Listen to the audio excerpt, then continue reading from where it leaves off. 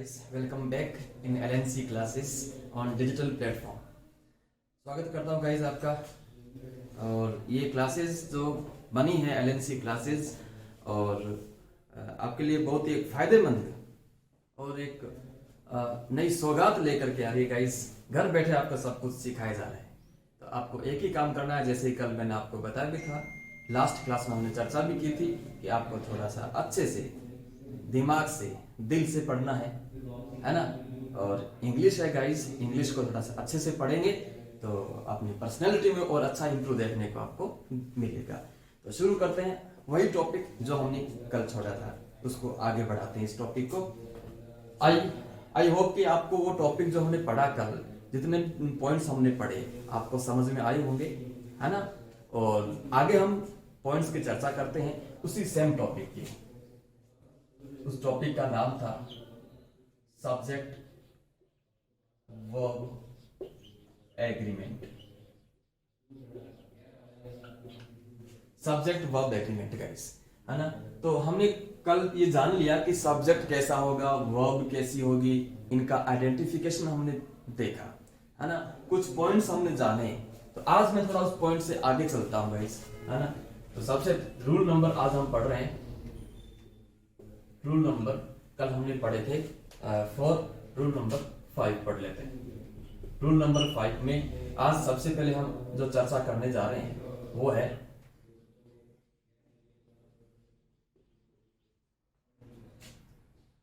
A number of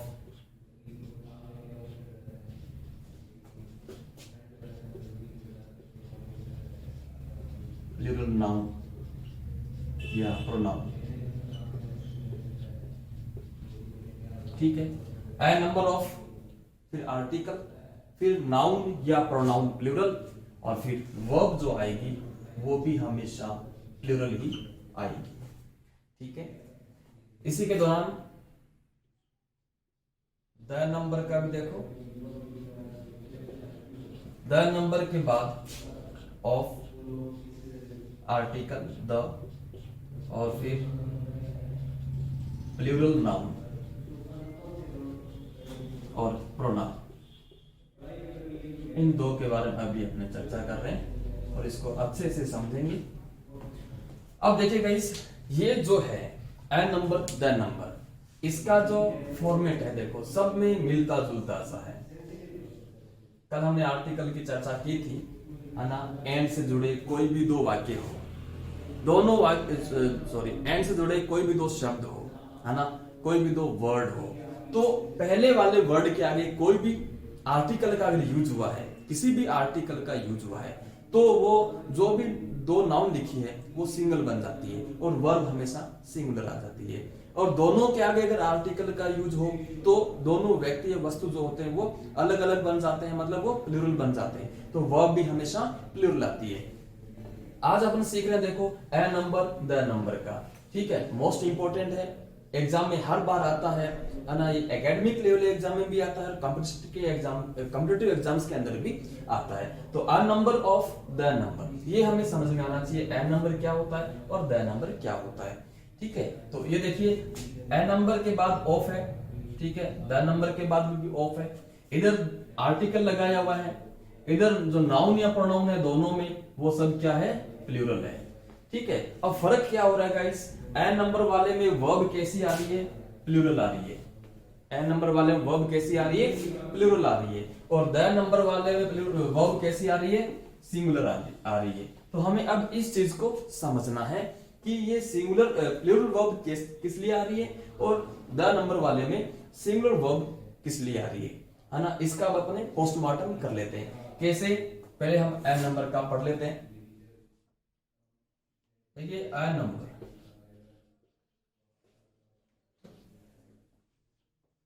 आपने सुना होगा ना गाइस, ये आर्टिकल जो ए और एन होता है ना, ये आर्टिकल कौन सा आर्टिकल है बताओ, ये आर्टिकल है कौन सा, इनडेफिनेट आर्टिकल है। कौन सा आर्टिकल है गाइस,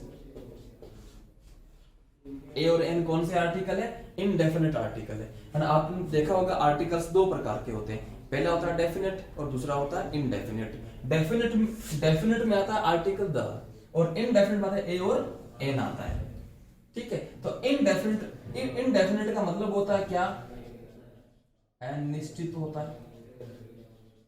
क्या होता है इनडेफिनेट का, अनिश्चित होता है। तो आर्टिकल ए और एन क्या है, अनिश्चित है। तो हम किस प्रकार के नंबर की बात कर रहे हैं, एन नंबर हमने लिखा आएगा था यहाँ पे ए नंबर, लेकिन जैसे हमने बोला ए नंबर, तो हम किस प्रकार के नंबर की बात कर रहे हैं, हम बात कर रहे हैं इनडेफिनेट नंबर की बात कर रहे हैं, हम बात कर रहे हैं अनिश्चित नंबर की बात कर रहे हैं, है ना। तो हमें इस बात से समझ में आ गया कि यहाँ पर जो नंबर ऑफ जो होगा वो नंबर क्या होगा, वो इनडेफिनेट होगा, मतलब वो नंबर क्या होगा, अनिश्चित होगा। ठीक है ना। अगर यही बात करें द नंबर की, तो आर्टिकल द कौन सा होता है, डेफिनेट होता है। तो डेफिनेट होता है वो क्या होता है, निश्चित होता है। वो क्या होता है, वो होता है निश्चित होता है। तो द नंबर मतलब जो भी संख्या है, जो जितने भी नंबर है, वो नंबर क्या है अपने पास में, निश्चित है। मतलब एक ग्रुप में काम कर रहे हैं, एक यूनिट में है, एक ग्रुप में है, इसीलिए तो वो क्या बना, द नंबर बना। द नंबर हुआ तब वो वर्ब कैसी आ रही है, सिंगुलर आ रही है। तो देखिए जो सब्जेक्ट का प्रभाव किस पर देखने को मिलता है, सब्जेक्ट जो अपने सेंटेंस में होता है उसका इफेक्ट कहां पर अपने को देखने को मिलता है, वो मिलता है अपने को वर्ब पे। ठीक है ना। तो ये बात हमें समझ में आई कि एन नंबर है मतलब मैनी, एन नंबर का मतलब क्या है, मैनी, है ना। एन निश्चित संख्या है, इसलिए हमें समझ में आ गया एन नंबर है तो वर्ब कैसे आ जाएगी, प्लूरल आ जाएगी। ठीक है, द नंबर है तो वर्ब कैसे आ जाएगी, सिंगुलर आ जाएगी। ठीक है, अब अपने आगे चलते हैं, दोनों में ऑफ आएगा।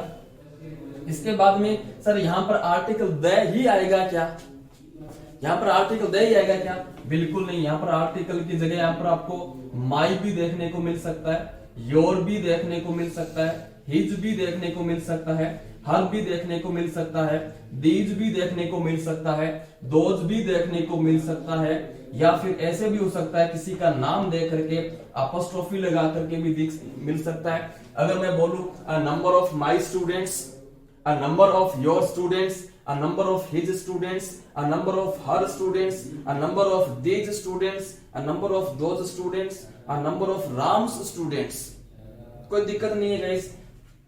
ठीक है ना, ये नाउन कैसी आई, प्लूरल आई। अब मैं बात कर रहा हूं प्रोनाउन के बारे में। अब प्रोनाउन कैसी आएगी, प्रोनाउन भी कैसी आएगी, प्लूरल आएगी। किसमें, अ नंबर द नंबर के अंदर। अब प्रोनाउन कौन सी होती है प्लूरल, उसके बारे में हमें पता होना चाहिए। कौन कौन सी होती है प्रोनाउन प्लूरल, इसके बारे में हमें पता होना चाहिए। कौन कौन सी है बोलो, देम, यू और अस। ये जो प्रोनाउन है प्लूरल, ये तीन ही प्रोनाउन जो है प्लूरल है, देम, यू, अस। ध्यान से सुनना, जब प्रोनाउन का यूज होगा ना, तब किसका यूज नहीं होगा, यहां पर किसी भी आर्टिकल का, और न ही इस तरह से इनका भी यूज नहीं होगा। तब क्या हो जाएगा, a number of them, a number of you, a number of us। ठीक है, ऐसे मत बोलना a number of the them, wrong हो जाएगा, a number of them हो जाएगा। ठीक है ना, the और इनमें से किसी का भी यूज नहीं होगा। आई होप कि आपको ये समझ में आया। ठीक है, अब इधर चलते हो। द नंबर ऑफ के बाद में वही सेम, नाउन भी प्लूरल और प्रोनाउन भी प्लूरल, लेकिन वर्ब कैसी, सिंगुलर आ जाएगी। ठीक है, अब वर्ब कैसी है, क्यों आएगी सिंगुलर, ये आपको समझ में आ गया होगा गाइस, क्योंकि द नंबर है। ठीक है ना, the number of the students, the number of the students, the number of my students, the number of your students, the number of his students, the number of her students, the number of these students, the number of those students, the number of Ram's students. ठीक है ना। तो अब अगर ये न हो, सीधा ही प्रोनाउन का यूज हो, तो क्या हो जाएगा, the number of them, the number of us, the number of you.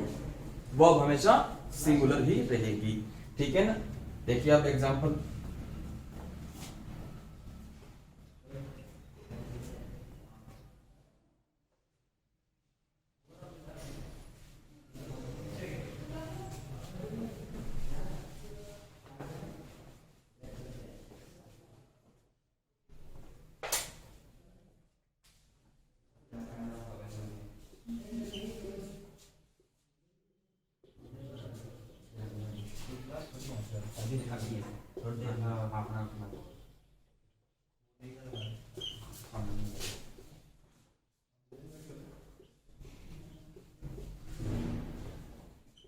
बोलिए guys, a number of my students has या हैव, यहाँ पे जो आपको दिख रहा है ब्रैकेट में हैज और हैव, हैज और हैव में से क्या आएगा? हैज और हैव में से हैव आएगा। क्यों आएगा? क्योंकि यहाँ पर क्या है? एन नंबर है। तो हमें इस बात से समझ में आ गया कि एन नंबर है, तो अब क्या हो जाएगा? हैव हो जाएगा। हैज रॉन्ग हो जाएगा, हैज हमें बिल्कुल भी नहीं करना है, भूल से भी ये गलती नहीं होनी चाहिए गाइस, है ना। अब हम चलते हैं दैट का, देख लो।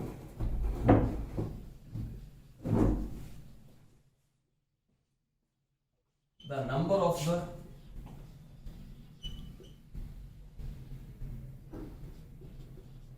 players, the number of the players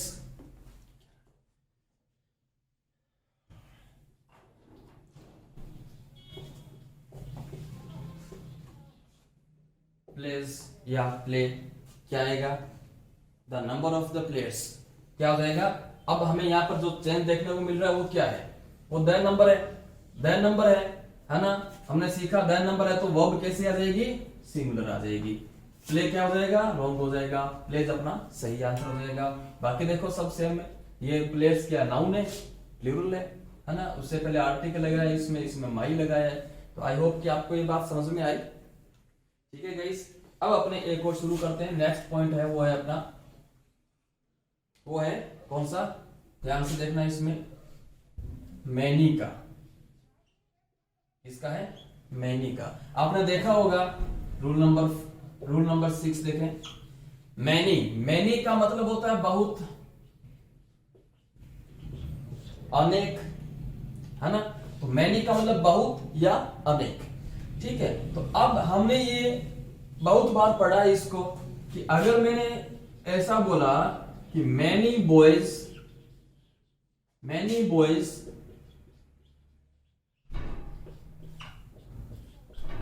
is या आर प्लेइंग, तो आपका आंसर सही आएगा। मैनी बॉयज आर ही होगा, मैनी बॉयज आर ही होगा, क्योंकि आपने ये पढ़ रखा है, शुरुआत से आप इसको पढ़ते आ रहे हो। और मैनी के बाद में आप, मुझे पता है, बॉय बोलोगे नहीं, बिल्कुल नहीं बोलोगे। क्यों नहीं बोलोगे? आपने सीखा है कि मैनी के बाद हमेशा जो भी नाउन आएगी वो नाउन हमेशा प्लूरल आएगी, प्लूरल ही आएगी, सिंगुलर कभी आ ही नहीं सकती है। इसलिए यहां पर बॉयज सही है, बॉय करना रॉन्ग हो जाएगा, है ना। विद रीजन आप इसको बता सकते हो, ठीक है ना। लेकिन मैं इसका थोड़ा सा एक उल्टा बताना चाहता हूं। कैसे? मैनी के बाद आपने देखा, मैनी के बाद नाउन हमेशा कैसी आती है? प्लूरल आती है। बिल्कुल सहमत है इसके लिए। मैनी के बाद में नाउन हमेशा प्लूरल और वर्ब भी हमेशा प्लूरल आती है। मैनी का यूज होता है किसके लिए? ज्यादा के लिए, अनेक के लिए, बहुत के लिए यूज होता है। सो गाइस, नेक्स्ट और मैं आपको बताना चाहता हूं इसमें मैनी का जो यूज है मोस्ट इंपॉर्टेंट है। मैनी के बाद में ए हो, मैनी के बाद में क्या हो? ए हो, है ना। ए या एन दोनों अब में से कुछ भी हो सकता है। मैनी के बाद में ए या एन में से कुछ भी हो सकता है। मैनी के बाद में ए या एन हो, इसके बाद में नाउन कैसी? सिंगुलर। इसके बाद में नाउन कैसी? सिंगुलर नाउन, ठीक है। नाउन कैसी? सिंगुलर। और वर्ब फिर कैसी? वर्ब भी सिंगुलर आएगी। हेलो जी। तो सर इसमें आप हमें नई चीज क्या सिखा रहे हो? क्या आप हमें इसमें बता रहे हो? अब देखो, मैं आपको जो चीज बता रहा हूं वो मोस्ट इंपॉर्टेंट है। मैनी के बाद में क्या देखने को मिलेगा? ए या एन देखने को मिलेगा, है ना। इनमें से कुछ भी देखने को मिल सकता है। इसके बाद में नाउन कैसी मिलेगी? मैनी ए या एन के बाद नाउन कैसी मिलेगी? सिंगुलर मिलेगी। और इसी के बाद में फिर वर्ब भी कैसी मिलेगी? सिंगुलर मिलेगी। तो क्या सर अगर मैं ऐसा बोलूं कि many a boy is playing, तो सर इसका क्या मतलब हो जाएगा? Many a boy is playing, इसका क्या मतलब हो जाएगा? The same meaning is there, है ना, बिल्कुल भी रत्ती भर का भी अंतर नहीं है गाइस, रत्ती भर का भी फर्क नहीं है इस सेंटेंस में इस सेंटेंस में। केवल टेक्निकल है वर्ड्सों, ये जो शब्दों की जो है, वर्ड्स की जो यहाँ पर जो टेक्निकल इश्यू आ रहा है वो है, लेकिन इसमें रत्ती भर भी फर्क नहीं है इसके मीनिंग में, ठीक है ना गाइस। तो many a boy is playing बोलो तो भी एक बात है, मैनी बॉयज आर प्लेइंग बोलो तो भी एक ही बात है। Many a boy is playing बोलो क्योंकि ये अभी चलन से बाहर है, लाइक मतलब ये हुआ कि यूज नहीं करते हैं स्टूडेंट्स, है ना। Many boys are playing, everybody uses it, but nobody uses it, many a boy is playing. हो सकता है आपको जब पहली बार सुन रहे हो या फिर एक दो बार पहले भी सुना होगा, तो हो सकता है आपके जल्दी से चीज बचे नहीं, डाइजेस्ट न हो, तो ध्यान रखना है इसको बार बार पढ़ना है, अच्छे से पढ़ना है। मैनी बॉयज आर प्लेइंग होता है और many a boy is playing होता है, दोनों के मीनिंग में बिल्कुल भी डिफरेंस नहीं है गाइस, है ना। मोस्ट इंपॉर्टेंट आपका many a boy is playing होगा, ये आपको एग्जाम में किसी भी एग्जाम में नहीं पूछा जाएगा, और मैं गारंटी के साथ बोलता हूं कि many a boy is playing आपको हर किसी एग्जाम में पूछा जाएगा, ठीक है ना गाइस। आई होप और आई बिलीव कि आप इसको अच्छे से समझ में आया होगा, और इसको अच्छे से पढ़ना, एन नंबर द नंबर का पढ़ना, मैनी और मैनी ए और एन का पढ़ना गाइस, ठीक है। थैंक यू वेरी मच, मिलते हैं वापस next, till then thank you.